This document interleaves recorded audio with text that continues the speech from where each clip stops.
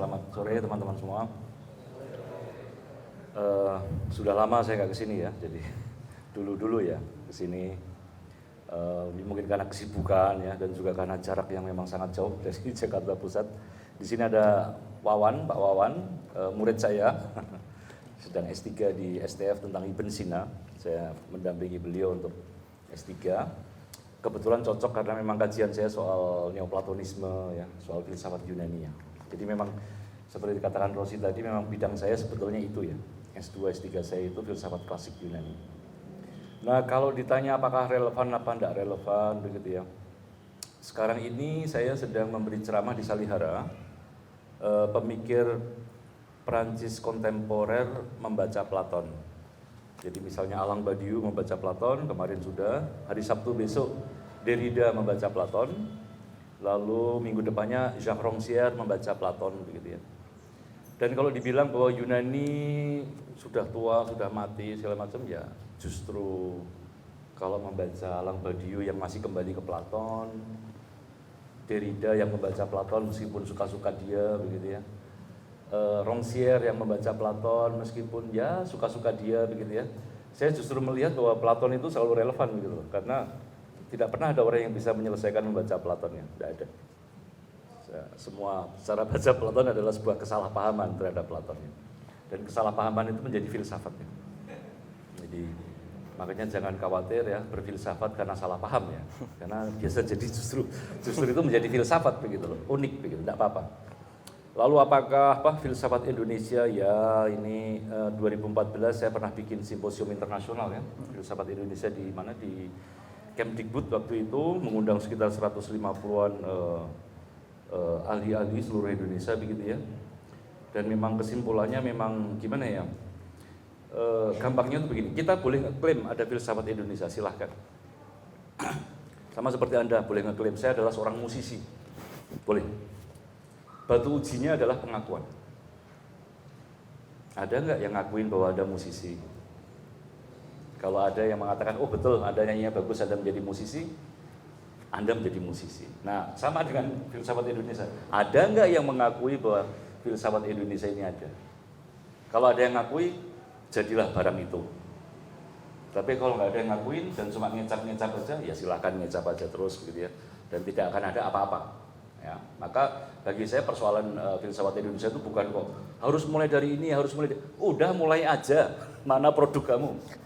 Ya tuh, kalau kamu menulis, menghasilkan sesuatu ya, dan nanti mungkin dalam 5 tahun, 10 tahun, atau 100 tahun yang kita nggak tahu ya, lalu mulai diakui, oh ini nih filsafat Indonesia, jadilah barang itu. Maka sekali lagi berpolemik steril ya, nggak ada gunanya gitu-gitu kata-kata begitu, menurut saya enggak. Dan saya kira waktu itu kita sepakat juga bahwa cara berpikir orang Indonesia ini memang unik ya. Dia non dialektis, dia anti dialektika, dia cenderung mencari harmoni, mencari win-win solution ya. Benar salah itu nggak penting ya.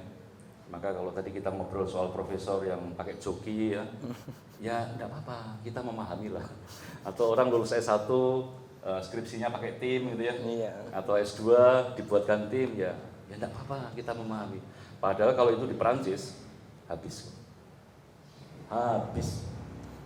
Kamu S1 nyontek aja udah dihabisin. Apalagi profesor ketahuan tim gitu ya, selesai. Ya, kenapa? Karena kultur Eropa adalah kultur dialektis. Dialektis itu perang ya. Tesis tabrakan dengan antitesis ya. Sampai muncul sintesis menjadi tesis baru, tabrakan dengan antitesis, ya. Jadi perang ya, kultur yang keras ya. Sementara kita ini kan enggak, kita ini kan cenderung ya santai, enak ya. Yang penting semuanya nyaman begitu. Itu sedikit reaksi dari tadi pertanyaan-pertanyaan kamu ya. Nah hari ini terima kasih undangannya Formaji ya. Nama itu saya kenal sudah lama ya, dari tahun 90-an saya sudah mendengar nama itu. Bisa diperkenalkan berarti ya? Ya, jadi ya diperkenalkan boleh ya, tapi maksudnya saya kurang lebih tahu lah ini kelompok intelektual muda dari UIN begitu ya, yang senang diskusi filsafat, ilmu-ilmu yang baru begitu ya. Jadi saya spontan itu iya begitu loh, hanya waktu itu saya menjawabnya lama ke Aji karena waktu dan jarak. Saya harus mikir jadwal saya, lalu memperkirakan perjalanan segala macam ya, sehingga ya sudah akhirnya saya iyain. Dan memang tema yang diminta lumayan bikin saya pusing ya. Saya diminta bicara filsafat Barat gitu ya. Waduh, ini dari Platon sampai Heidegger begitu ya. Saya mau ngomong apa begitu ya. Jadi ya sudahlah, saya membuat PowerPoint semacam cuplikan-cuplikan begitu yang saya harap sudah dikirim ya ke WA kalian ya. Nah itu kalau mau melihat filsafat Barat ya, jadi karena mungkin teman-teman di sini kurang mendapat introduksi ya mengenai filsafat Barat. Jadi lihat PowerPoint yang slide kedua ya, yang ada Hellenism, Middle Ages, lalu Modernity. Filsafat Barat itu gampangnya saya bagi menjadi 3 atau menjadi 4. Ya, fase klasik Yunani dan Hellenisme. Ya. Greek and Hellenism itu 2 hal berbeda, hati-hati ya. Greek itu adalah Greek dari Prasokratik sampai Aristoteles, ya, yang disebut Classical Greek. Lalu muncul yang namanya Hellenisme itu mulai dari katakan 300 itu berarti mulai dari Stoa, lalu Epikuros, lalu Neoplatonis ya, itu yang disebut dengan Hellenism.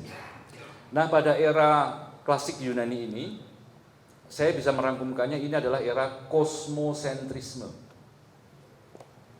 Ya, saya tidak menulis di WA ya, jadi kalian harus nyatet sendiri ya. Kosmosentrisme, artinya pada periode Yunani sampai katakan Hellenisme ini, yang menjadi fokus kajian para pemikir kayak Platon, Aristoteles, Stoa, Plotinos ya, itu adalah kosmos. Maka Prasokratik kan membicarakan, Thales mengatakan air adalah kodrat segala sesuatu ya, Demokritos mengatakan atom adalah kodrat segala sesuatu, lalu Platon berbicara mengenai idea ya, lalu berbicara mengenai jiwa, letak manusia dalam masyarakat ya, dalam filsafat politiknya Platon, Aristoteles, Stoa, bagaimana hidup baik menyesuaikan diri dengan alam ya, menyesuaikan diri dengan alam yang disebut sebagai rasio. Lalu mulai Middle Ages ya, di sini katakan mulai 476 dengan Agustinus sampai Thomas Aquinas abad 12, abad 13 ya. Kalau kalian pernah mendengar Santo Agustinus, Thomas Aquinas ya, abad 6 sampai abad 12 ya. Itu adalah yang disebut dengan abad pertengahan, Middle Age ya. Nah, abad pertengahan ini cirinya apa? Kalau yang Yunani tadi itu adalah kosmosentrisme, maka abad pertengahan cirinya adalah teosentrisme. Dari kata theos, Tuhan. Ya. Jadi ini adalah era ketika teolog Kristiani, Agustinus, Aquinas itu mendominasi. Ya. Filsafat bahkan dikebawahkan kepada teologi. Kekuasaan raja-raja dikebawahkan kepada paus. Ya, maka pada era teosentrisme ini rezim politiknya juga teokratis. Ya, semua raja-raja itu harus tunduk kepada pemimpin spiritual tertinggi yaitu paus. Nah kemudian mulai itu abad 15, 16 ya, Copernicus, Galileo Galilei, René Descartes, lalu mulai Hobbes, Locke ya, pemikir-pemikir pencerahan ya. Ini yang disebut dengan era modernitas. Ya, jadi setelah Middle Age muncullah era baru namanya modernitas, modernity, di mana cirinya bukan lagi kosmosentrisme, bukan lagi teosentrisme, tetapi siapa yang menjadi pusat kira-kira di era modern? Manusia. Maka disebut antroposentris. Pusat kajian pemikir-pemikir modern bukan lagi Tuhan ya. Mereka malah banyak yang ateis. Ya, melawan Tuhan ya, orang-orang pencerahan itu kan Hobbes ya, Rousseau ya, Voltaire, Diderot, D'Alembert ya, Kant ya, itu semua kan mengkritik teologi. Jadi kosmosentrisme, teosentrisme, dan dengan modernitas kita memiliki antroposentrisme. Modernitas kira-kira berakhir dengan mulai meruyaknya sains ya, positivisme abad 19, teknologi mulai muncul ya. Revolusi politik mulai terjadi ya, di revolusi Prancis ya. Maka fase-fase terakhir sebelum modernitas kehilangan napasnya, muncullah orang seperti Kierkegaard, Schopenhauer, Nietzsche ya, yang sering disebut sebagai filsuf akhir modernitas. Ya. Nah, yang menjadi batas antara modernitas dan kontemporer adalah Martin Heidegger.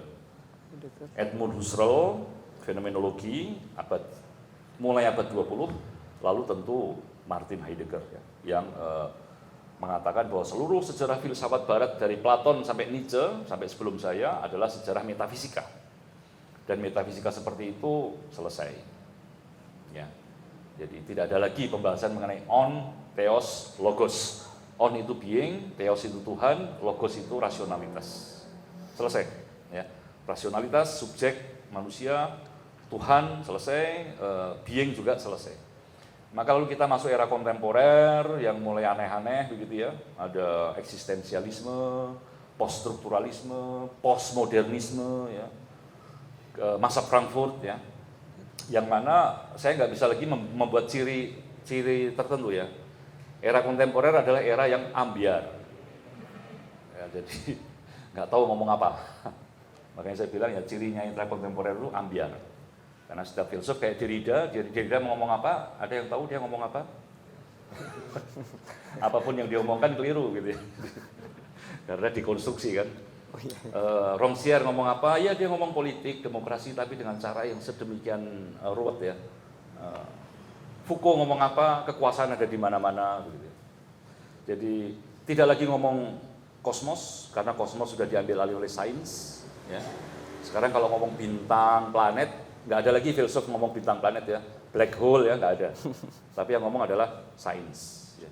Nggak ada lagi yang ngomong antropologi. Antropos manusia karena sudah ada psikologi, sudah ada antropologi, sudah ada sosiologi ya.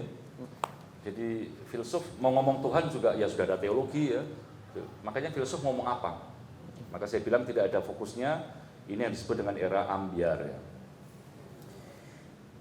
Nah, kalau kita masuk ke Yunani nih. Jadi karena saya belajar Yunani ya, saya tidak pernah yakin bahwa Platon selesai ya. Platon selalu dibaca ya. Ada ungkapan terkenal dari Whitehead ya. Seluruh sejarah filsafat tak lain adalah catatan kaki untuk Platon. Jadi semua filsuf itu sepanjang sejarah hanya memberikan catatan kaki pada Platon. Masalahnya menurut saya ada yang memberi catatan kaki yang baik, tapi banyak yang memberikan catatan kaki yang ngawur. Sehingga memang baca catatan kaki juga harus hati-hati. Nah, jadi kita punya Platonisme, kita punya jadi Socrates, Platon, Aristoteles. Dikatakan di situ Platon theory of form as well as threefold division of philosophy into dialectic, ethics, and physics. Ya.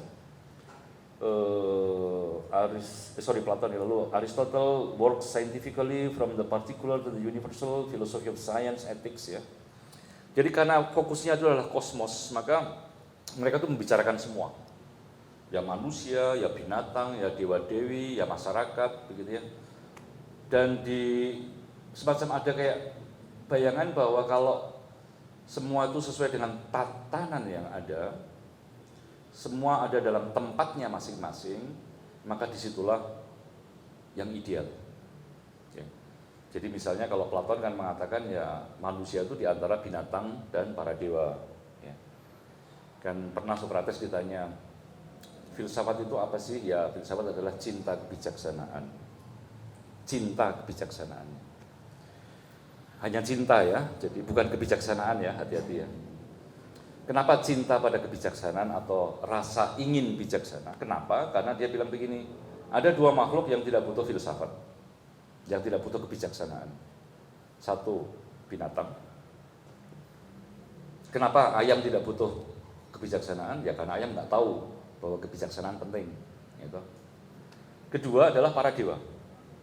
Kenapa para dewa tidak perlu kuliah di STF untuk belajar bijaksana? Ya karena mereka udah bijaksana. Namanya juga para dewa kan. Nah manusia itu ada di antara binatang dan para dewa.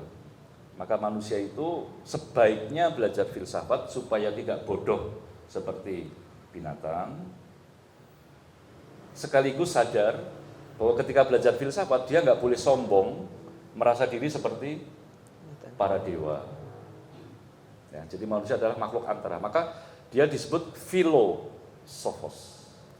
Dia orang yang cinta untuk menjadi bijaksana.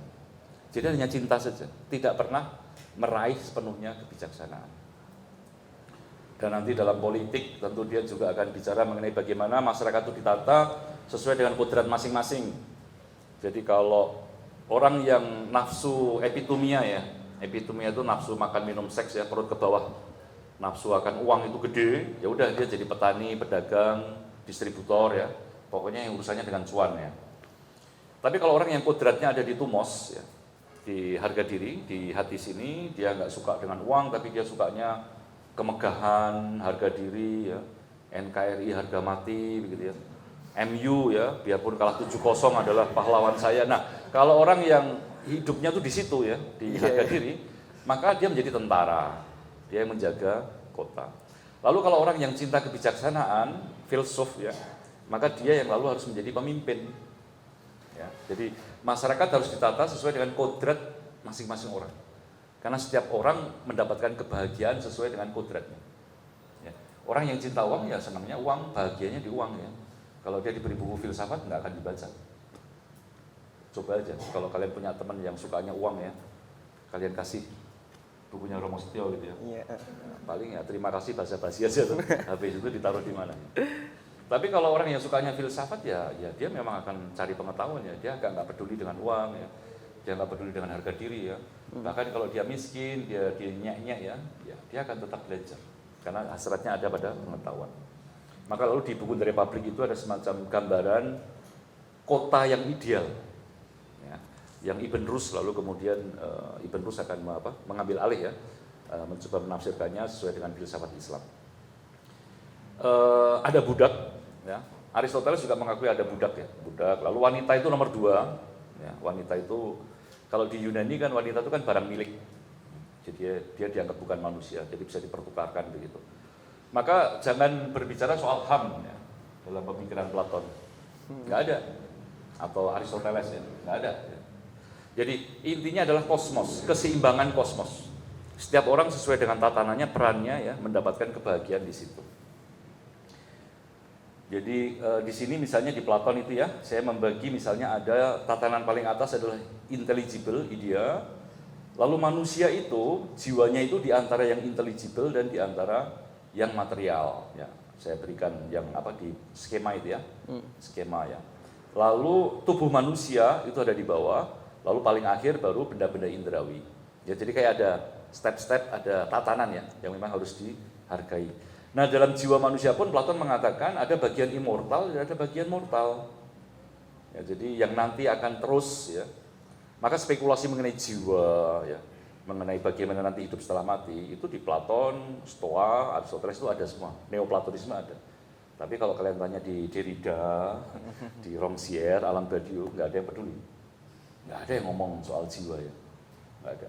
Di filsafat kontemporer ya, itu urusannya psikologi, itu urusannya teolog, nah, calon-calon teolog di sini ya. Tapi bukan urusannya filsafat. Jadi kalau kita mau melihat perbedaan perkembangan filsafat Barat ya dari Yunani ke sekarang. Nah, ini ada gambar orang naik kuda. Ini gambaran Platon misalnya bagaimana supaya jiwa ini bahagia. Jadi kusir itu adalah lambang rasio. 2 kuda itu lambang untuk jiwa-jiwa bawah ya, jiwa harga diri dan jiwa epitomia. Harus dikendalikan oleh sopir yang baik. Maka hidup yang berkeutamaan, hidup yang baik adalah hidup yang bisa mengendalikan hasrat-hasrat irasional ya, dalam diri kita. Nah, lalu kemudian Aristoteles, tentu dia berseberangan dengan Platon. Kalau Platon semacam bicara mengenai idea, bicara mengenai idealisme politik, bicara mengenai hidup kekal setelah mati ya. Nah, Aristoteles enggak, Aristoteles akan kebalikannya. Dia bilang bahwa jiwa sama badan itu hanya distingsi logis. Jadi kalau saya mengatakan jiwa adalah forma, badan adalah materia, itu tuh hanya di pikiran saja saya membedakannya. Tapi secara real ya tidak ada apa-apa. Yang ada adalah manusia. Maka Aristoteles mengatakan kalau Platon percaya ada kehidupan setelah kematian, Aristoteles mengatakan kekekalan manusia itu bukan individu, tetapi spesies. Jadi kita masing-masing individu ini kalau mati ya udah mati, jiwa dan raga lenyap. Tetapi spesies manusia kekal. Kenapa? Karena manusia menurunkan manusia. Manusia punya anak, ya. Manusia beranak pinak. Maka kemanusiaan ini yang kekal, tetapi individu masing-masing tidak ada. Ya, ini untuk memberi pemahaman bahwa bagi Aristoteles materia, forma, substansi segala macam itu hanyalah logik, ya, hanya pikiran. Termasuk kalau bicara mengenai motor imobil, ya, bahwa alam semesta ini kalau dicari sebabnya, jadi misalnya mengapa ada botol aqua, ya karena ada airnya gitu kan. Mengapa ada air? Ya air dari gunung toh. Mengapa ada gunung?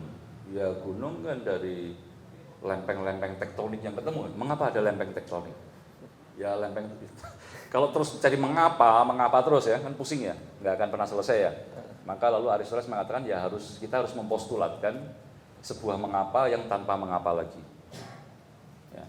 The first mover, penggerak yang pertama. Ya, itu lalu disebut dengan istilah motor imobil.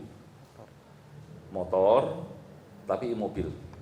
Nah, bayangkan kalian punya motor ya, tapi imobil, nggak gerak. Gimana membayangkan penggerak yang tidak bergerak itu? Sulit kan?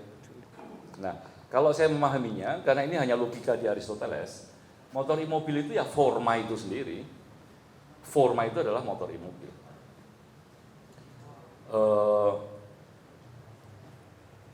Ketika saya melihat saya melihat aqua ini ya, yang masuk ke mata saya apa? Apanya dari aqua ini? Formanya atau materialnya kira-kira?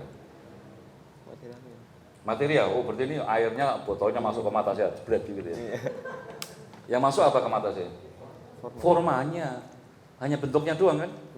Bentuknya aja yang masuk ke mata saya. Maka mata saya lalu melihat botol aqua ini. Nah, jadi botol aqua ini ada forma dan ada materialnya. Ada bentuknya dan ada komponen-komponen material yang menyebabkan ini menjadi aqua. Ketika saya melihat, yang menggerakkan saya itu adalah forma dari botol aqua ini. Jadi Aristoteles mengatakan begini, mengapa saya melihat botol aqua ini? Atau mungkin terlalu abstrak ya. Bayangkan di masjid atau di mall, mengapa wanita tertentu membuat Anda melihatnya, membuat kamu melihatnya, dan bukan wanita yang lain? Kenapa? Kenapa hanya forma itu yang membuat kamu melihatnya? Di sini ini kan ada macam-macam hal ya, ada macam-macam hal. Anda nggak menyadari. Tapi kenapa Anda hanya melihat saya?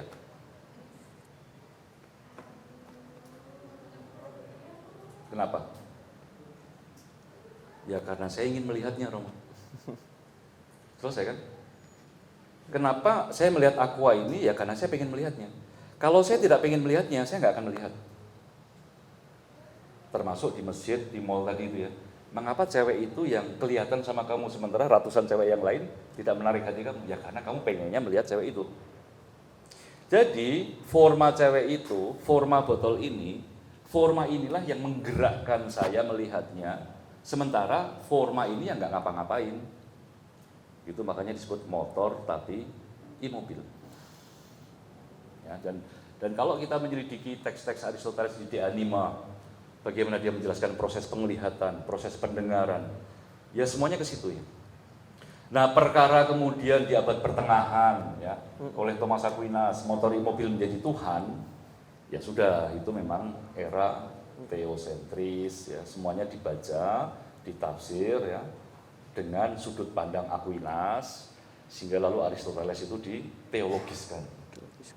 Ya, jadi makanya saya bilang kalau Platon itu sistem penataannya dengan semacam idea, kalau Aristoteles sistem penataannya dengan logika, maka lalu dia bikin organon ya, teks mengenai logika, silogisme, dia bikin retorika, cara berwacana yang benar ya. Dan kalau kita lihat misalnya di bawah ini, ketika dia berbicara mengenai manusia ya, di diagram bawahnya ya, maka Aristoteles akan mengatakan ya semua ada tatanannya. Yang namanya makhluk hidup itu ada 3, tanaman, binatang, dan manusia. Lalu Aristoteles akan menjelaskan bedanya apa? Gampang. Kalau kamu mengatakan sesuatu itu hidup, apa sih kriterianya? Nah, jadi ada tatanan. Apa? Kalau sesuatu itu hidup, Menurut kalian apa kriterianya? Ini botol ini hidup apa enggak? Tidak, enggak hidup. Kenapa? Karena kalau saya diamkan besok tidak menjadi 2 ya, dia tetap aja 1. Tapi kalau binatang ya, kalian tinggal sebulan, udah jadi 2, jadi 3 begitu ya. Dia bisa berkembang biak. Dan untuk berkembang biak dia butuh apa? Makan. Maka ciri utama makhluk hidup, kata Aristoteles, itu adalah dia punya organ nutrisi dan organ reproduksi. Itulah tumbuhan. Maka kalau kalian melihat bunga karang ya, anemon ya, kan Aristoteles kan sering ya ke pantai, ke laut segala macam ya. Untuk mendistingsi ya, membedakan mana makhluk hidup atau enggak, dia gampang cari ada enggak organ nutrisinya sama organ reproduksi. Ya kalau ada berarti makhluk hidup. Nah memang tentu kalau diterapkan di ilmu modern sekarang ini, kalau kita bicara virus, kita tanya sama Aristoteles ya, Aristo, virus ini makhluk hidup atau benda mati? Pusing ya. Harus dicari mulutnya loh, virus mulutnya gimana gitu ya. Oh, caranya makan gimana, berkembang biaknya gimana. Jadi virus itu kan kalau dia di luar begini mati. Tapi kalau dia dapat inang, hidup. Jadi dia antara benda mati dan benda hidup. Nah lalu ketika ditanya, lalu binatang apa bedanya? Ya binatang sama, dia ada nutrisi, ada reproduksi, ditambah binatang itu bisa bergerak, bisa berteriak, bisa melihat, bisa mendengar ya. Maka dia punya 5 senses, 5 panca indera. Lalu manusia? Ya. Manusia itu kan makhluk hidup, apa cirinya? Tentu dia punya nutrisi, reproduksi, 5 panca indera dan rasio, logos, ya kan? Itu yang membedakan dia dari binatang. Jadi makanya saya bilang kosmosentrisme, karena semua ditata ya, dalam kosmos, semua ada tempatnya masing-masing ya. Dan lalu kayak kita punya pemahaman komprehensif, termasuk dalam etika, ya bagaimana hidup bermoral ya. Maka etika yang dibangun di Yunani kan etika eudaimonistik, etika kebahagiaan. Bagaimana kita dalam hidup ini bisa bahagia. Kalau Platon ya caranya dengan mengendalikan nafsu-nafsu tadi itu, nafsu epitomia, nafsu tumos, dan rasio. Jadi nafsu makan, minum, seks atau nafsu uang itu kan tidak bisa dikendalikan ya, itu kan Anda kemarin sudah makan ya, minggu lalu saya jamin sudah makan ya, 5 tahun yang lalu Anda juga pasti sudah makan, saya jamin nanti sore Anda akan makan lagi, besok juga pasti makan lagi, dan 5 tahun lagi kalau masih hidup juga pasti akan makan. Jadi makan itu nggak bisa dibatasi. Terus. Makan itu bersifat irasional karena dia menolak rasio, menolak dibatasi. Orang Jawa punya pepatah, duit ki sithik ya cukup, akeh ya kurang. Ada yang dari Jawa sini?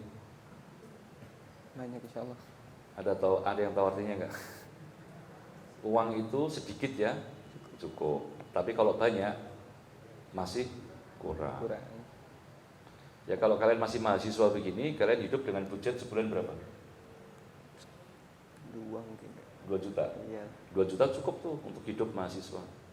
Tapi nanti kalau kamu udah jadi dosen kayak Pak Wawan begitu ya, 2 juta sebulan cukup Pak? Pasti nggak cukup begitu ya. Nah, nanti kalau Pak Wawan menjadi rektor ya, wah pasti akan makin ini ya, kebutuhannya akan makin besar. Dan bahkan kalau sudah punya moge, sudah punya Rubicon ya, sudah punya 5 rumah pun tetap masih kurang. Itu ya susahnya bernegosiasi dengan uang. Sedikit ya cukup, banyak juga kurang.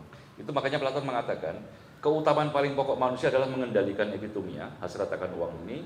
Dan kalau Anda berhasil, Anda menjadi orang yang bisa mengontrol diri. Itu namanya sofrosune, ugahari. Orang yang ugahari. Itu artinya Anda mengontrol hasrat makan, minum, seks supaya tidak kayak monster. Lalu nanti ada keutamaan keberanian, keutamaan kebijaksanaan, keutamaan keadilan ya. Semua pemikir Yunani seperti itu. Kenapa? Karena dengan hidup seperti itu Anda menjadi warga negara yang baik. Ya, tatanan menjadi baik. Itu sekali lagi kosmosentrisme. Lalu Stoa ya. Ini ada Chrysippos, gambar orang tua. Lalu kosmologi Stoik ya. Jadi Stoikisme sekarang sedang sangat populer ya, banyak orang bicara mengenai stoa ya. Saya memberi ceramah di mana, di Salihara tahun 2019 kalau nggak salah, stoikisme ya. Lalu ada satu orang datang namanya Henry Manampiring yang menulis filosofi teras ya. Habis itu dia nulis buku, lalu saya ngasih kata pengantar, dan bukunya sekarang sudah cetak ulang ke-26. Mega best seller, buku paling laris dari IKP ya, jadi nggak tahu nih ternyata anak Indonesia pada baca stoikisme ya, mungkin karena isu mental health ya, isu stres ya, baper, PT ya, makanya butuh filsafat Yunani ya, stoikisme supaya hidup bahagia, bagaimana mengendalikan emosi, rasa marah, iri hati, rasa pahit, ya, kecewa, ya. Nah itu stoikisme. Nah stoikisme itu muncul di era Romawi, era ketika politiknya tuh, jadi saya kadang-kadang bertanya-tanya, mengapa muncul filsafat yang sangat praktis menolong orang untuk hidup baik, dan dengan latihan-latihan ya, latihan mati raga segala macamnya. Kenapa? Mungkin karena era Romawi adalah era kosmopolitanisme, di mana Romawi itu kan wilayahnya gede sekali, luas sekali ya, sampai Palestina segala. Dari mana? Dari Eropa sampai Palestina. Lalu semua kultur budaya itu masuk ke Roma, sangat kosmopolit ya. Maka ketika filsafat berhadapan dengan begitu, lalu kayak semacam ada kecenderungan lari ke dalam. Jadi hanya ngurusi kebatinan ya, ngurusi gimana kita bisa menjadi orang yang baik ya, dalam situasi itu. Apalagi dalam suasana politik Romawi saat itu, yang namanya kekuasaan jabatan itu kan gonta-ganti dengan cepatnya. Kaisar itu dalam 1 tahun bisa 2-3 orang ya, saling bunuh ya. Dan kalau membunuh kaisar berarti membunuh dengan istri, anak-anak, saudara-saudarinya, dibunuh semuanya. Maka hidup itu sangat gampang terombang-ambing. Nah, maka dalam situasi begitu butuh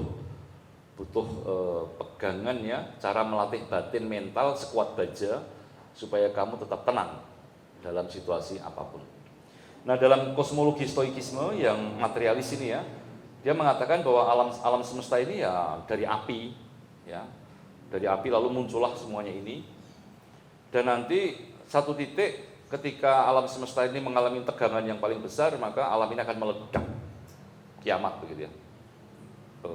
Konflagrasi final ya. Jadi meletus menjadi api purba lagi. Lalu setelah itu api purba itu entah bagaimana dia akan membentuk dunia kita lagi, dan persis sama seperti sebelumnya. Jadi kalau sekarang saya menjadi pembicara di sini, nanti di kosmos yang baru sama. Saya tetap pembicara, kalian tetap mahasiswa. Itu kosmologinya stoik ya. Jadi kekembalian yang sama secara abadi. Jadi mereka punya etika, punya pandangan mengenai jiwa. Dia bilang jiwa itu karena materialis ya. Ya badan itu ya mati, sama seperti badan itu kalau mati dia di tanah lalu membusuk, maka jiwa kalau mati sementara dia ada di udara, ya kata Stoa ya.